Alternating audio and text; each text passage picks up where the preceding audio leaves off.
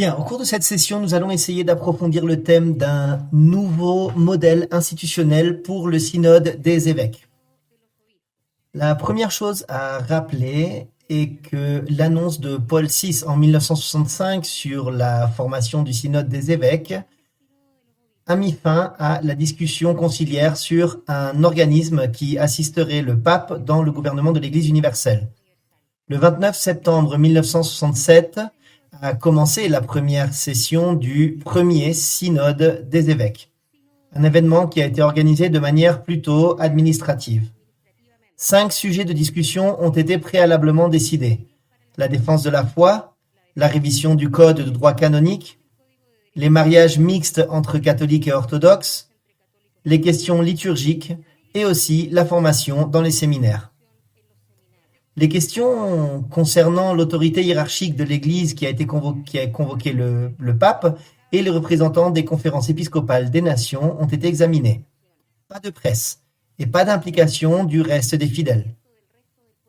Cependant, par anticipation, l'horizon serait quelque peu assombri par celui de plusieurs évêques qui, imprégnés de l'esprit conciliaire, voulaient un synode qui aborderait des questions d'intérêt général pour l'Église et le monde contemporain, rompant avec l'insignifiance de l'Église que le Concile avait appelé à surmonter.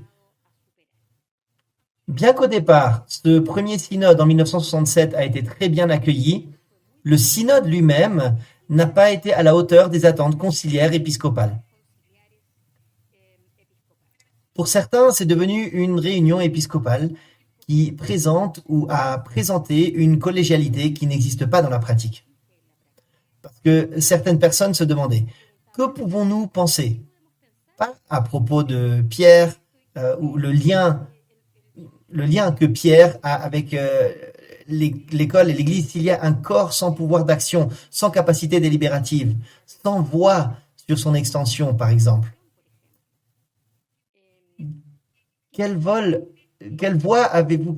exprime ce collège, et avec et sous Pierre, n'est-ce pas, qui exerce le pouvoir suprême dans l'Église? Il a donc été suggéré que le synode des évêques déploie son potentiel de gouvernance collégiale. Il est nécessaire de lui donner des pouvoirs délibératifs. Le décret de Paul VI en 1965, par lequel il est installé, donc la sollicitude apostolique, ne comprend pas la tâche du synode comme une tâche d'information et de conseil. Cependant, il peut aussi avoir des pouvoirs délibératifs. Lorsque de telles facultés lui sont certainement conférées par le pontife romain. À ce jour, aucun synode n'a reçu de pouvoir réellement délibératif. Un synode d'évêques délibérants dirigé par le pape signifierait la responsabilité du collège des évêques pour le gouvernement de toute l'Église. Et c'est un horizon vers lequel nous devons tendre progressivement. Les synodes extraordinaires d'évêques s'intégreraient peut-être beaucoup mieux dans ce style de gouvernance épiscopale, puisque votre adhésion comprend automatiquement les présidents des conférences épiscopales de l'Église latine, les patriarches et les archevêques des églises catholiques d'Orient. Cela se reflète également dans le numéro 22 de Lumen Gentium. Le gouvernement de l'Église universelle serait exercé par le pape et un groupe d'évêques élus et actifs sur le plan pastoral, dont le rôle serait d'éclairer et d'informer dans la gouvernance de l'Église. Et c'est ça la clé. Des évêques élus et actifs sur le plan pastoral. Et cela eux-mêmes informés dans leurs églises locales et ensuite d'informer dans l'espace collégial de l'Église universelle. Cela reflète l'idée du cercle herméneutique proposé par le théologien australien Herman Rash. Ce qui est appris au cours d'un processus, on rend ensuite compte des processus successifs. Il y a un certain nombre d'autres moyens par lesquels le rôle de gouvernement individuel d'un évêque peut être concentré dans cette direction. Par exemple, réserver, et cela a à voir avec la restructuration du synode des évêques, réserver le titre d'évêque à ceux qui sont pastoralement actifs dans la gouvernance d'une église locale. Deuxièmement, aborder la réforme de la curie romaine, quelque chose qui a déjà été initié par le pape François. Troisièmement, encourager l'inculturation dirigée par l'évêque local. La première chose à considérer est un nouvel engagement envers l'esprit et l'esprit de l'enseignement du Concile Vatican II, étant donné que les attentes concernant ce qui se passera avec ce synode et avec ce processus synodal, les attentes sont même enracinées dans les réalités pastorales et théologiques de Vatican II. Et quand on étudie l'histoire du Concile, en lisant et en commentant leurs documents, en réfléchissant à leurs expériences épiscopales, les évêques et les conférences épiscopales seront beaucoup mieux placés pour réfléchir à la nature de leur propre rôle de gouvernance. Pour augmenter et renforcer ce processus, un évêque local peut convoquer un synode diocésain pour réfléchir sur la gouvernance pastorale épiscopale en utilisant une méthodologie similaire. Un synode diocésain comprend des réflexions de paroissiens laïcs sur la vie consacrée et le clergé diocésain. De même, une conférence épiscopale peut convoquer un certain conseil pour réfléchir formellement à son rôle de gouvernement pastoral à la lumière de Vatican II. Ces organes synodaux et conciliaires peuvent à leur tour présenter la compréhension de l'Église locale par l'intermédiaire de l'évêque local et de sa conférence épiscopale à un concile ou à un synode. Il est donc préférable que ce processus de fluidité entre ce qui se passe dans l'Église locale et ce qui est apporté au synode se fasse à partir de la source première. Il est préférable de réserver le titre d'évêque à ceux qui dirigent et gouvernent la communauté d'une église locale. Son utilisation en tant qu'honneur, avec honneur ou son lien avec le bureau de la curie romaine doit être évité. Actuellement, comme nous le savons, il y a aussi ceux qui sont nommés à des postes élevés dans la curie, des évêques, des archevêques ou des cardinaux, généralement liés à leur rang au sein de la bureaucratie de la curie romaine.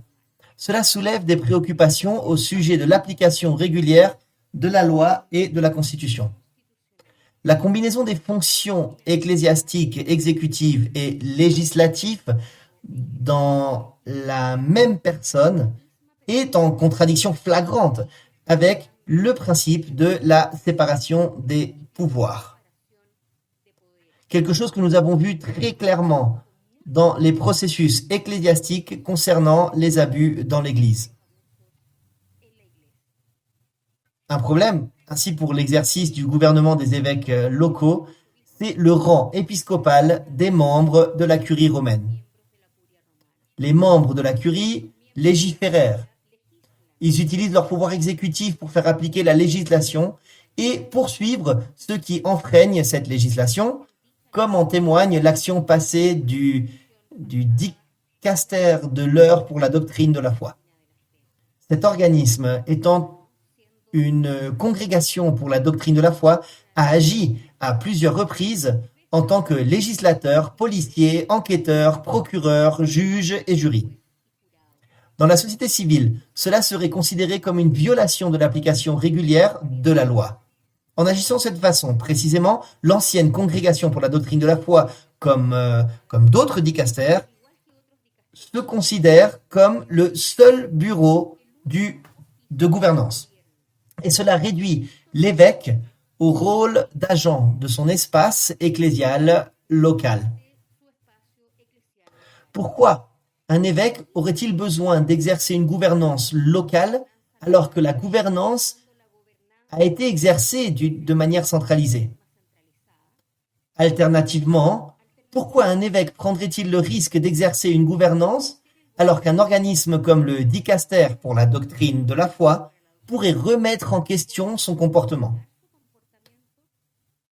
À l'avenir, il faut donc prendre des mesures pour faire progresser la structure du synode des évêques. Si le travail de la curie est compris avant tout comme un service à l'Église universelle ou au diocèse de Rome, l'œuvre elle-même doit être comprise d'une autre manière. Le pape François a fait preuve de leadership à cet égard en minimisant l'utilisation des titres papaux.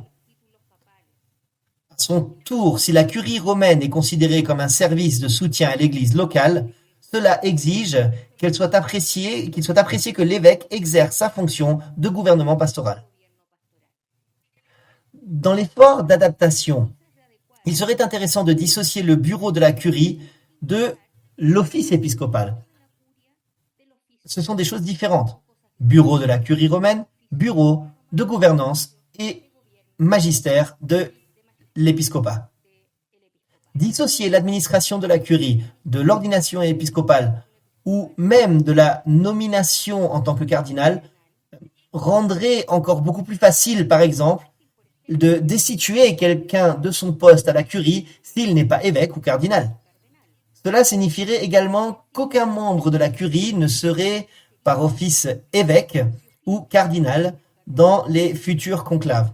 Cela aurait un effet dramatique car environ 35% des cardinaux sont actuellement des cardinaux de la curie. À son tour, ce découplage améliorerait-il le lien collégial et épiscopal entre le pape et les évêques locaux? Que voulons-nous réaliser pour renforcer le synode des évêques? En termes de gouvernance épiscopale, environ 40 cardinaux supplémentaires seraient créés parmi les évêques locaux, chacun votant lors d'un futur conclave. Donc, dissocier la fonction de la curie de la fonction épiscopale clarifierait le fait que les membres de la curie ne sont pas des membres du magistère. Et c'est là le point crucial. Ils ne font pas partie de la profession enseignante. Les membres de la curie sont des agents ecclésiaux choisis par le pape. Leurs fonctions au service de l'évêché de Rome, de l'évêque de Rome et du collège épiscopal ne sont pas leurs supérieurs et ils ne constituent pas non plus une élite dirigeante. Cette compréhension devrait encourager les évêques locaux et les conférences épiscopales à explorer leur rôle dans leur gouvernance, dans la gouvernance telle qu'il a été exprimé par Vatican II. À son tour, cela soutient l'idée que c'est le nonce et non l'évêque local qui est l'agent local de l'Église de la curie. Les deux au service de l'évêque local. Cela remet en question le rôle du nonce dans l'élection des évêques et en fait dans l'ensemble du processus d'élection épiscopale. Quelle est la meilleure façon pour que la réforme de l'Église ou pour la réforme de l'Église de favoriser le plus large éventail d'activités de gouvernance pastorale épiscopale? Et ici, je voudrais m'attarder sur les minutes restantes sur les réflexions ecclésiologiques d'un théologien dominicain, un théologien français, avec Gare. Gare propose des lignes directrices et il suggère que nous fassions d'abord la distinction entre la structure et la vie de l'Église. Lorsque nous pensons à la transformation, au renforcement du synode des évêques, nous pensons toujours aussi au processus global de réforme et de renouveau de l'Église. Il faut faire la distinction entre la structure et la vie, qui sépare la structure du singulier et les structures au pluriel. La structure singulière inclurait des dogmes, les sacrements, la constitution hiérarchique. Cependant, les structures plurielles, au pluriel, sont les formes historiques et concrètes de la vie de l'Église qui doivent être réformées afin de favoriser une vie ecclésiale fidèle, centrée sur les valeurs évangéliques et appropriée à la société contemporaine. Donc, Gare propose ensuite 4 critères directeurs pour la véritable réforme de l'Église. La primauté de la charité et de la pastorale, rester en communion avec toute l'Église, c'est-à-dire éviter le schisme, patience et un véritable renouveau pour revenir au principe de la tradition. Ce dernier consiste à encourager la redécouverte que l'ordination épiscopale incluait et qu'elle incluait la fonction de gouvernance. L'ordination épiscopale incluait la gouvernance. Des structures telles que le Sénat romain, le synode des évêques, les conférences épiscopales, la curie romaine et la curie diocésaine font partie des structures de l'Église qui sont propices à se réformer avec égard au pluriel. Suite à la proposition du dominicain français, ceux-ci ont besoin d'une réforme et sont enclins à la réforme. Chacune d'entre elles a à voir avec la manière dont l'évêque gouverne l'Église locale et universelle, et comment la réforme peut-elle être guidée pour éviter le schisme et bénéficier d'une reconstruction souple qui reflète toute réforme future et toute inculturation nécessaire de ces structures aux besoins de l'Église locale. Aussi, au niveau de l'Église locale, l'évêque ne gouverne pas seul. Il est accompagné par ses prêtres du presbytérium et des paroissiens laïcs en plus de la vie consacrée. La culture contemporaine favorise l'activité co-responsable à laquelle les paroissiens laïcs et tous ces autres acteurs de la vie ecclésiale peuvent s'attendre lorsqu'ils sont inclus dans la gouvernance ou le gouvernement de l'Église. Au cours des 10 dernières années, des suggestions très utiles ont été faites qui aident à relier l'évêque à la congrégation laïque dans les fonctions. Il suggère par exemple une plus grande utilisation des différentes catégories de conseils locaux auxquels la congrégation peut et est censée participer. Par exemple, les conseils pastoraux diocésains et paroissiaux, et en particulier les conseils provinciaux et pléniers. Les paroissiens laïcs peuvent également participer à de nombreux processus diocésains et paroissiaux, au conseil et au comité financier, etc. Mais aussi, c'est une chose très intéressante, ils peuvent être inclus dans les discernements en cours pour, par exemple, écrire des lettres pastorales qui les engagent et engagent au pluriel dans la vie de l'Église. Les lettres pastorales pointent habituellement ou orientent vers un horizon, une feuille de route, une carte pour l'Église locale. Eh bien, donc, les incorporer dans la conception de ces lettres pastorales, ce serait aussi une manière de les intégrer dans la gouvernance.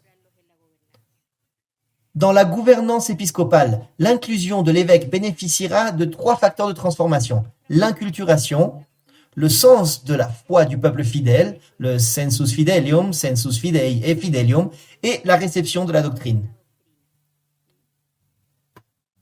Une personne qui semble certainement ouverte à la réforme et à la transformation est le pape François. Et son exemple devrait être suivi. Nous allons en tirer quelques conclusions, puisque vous allez également aborder le sujet lié à Myriam Wembley et les possibilités de réforme canonique, etc. D'accord. L'Église vit dans un monde en constante évolution.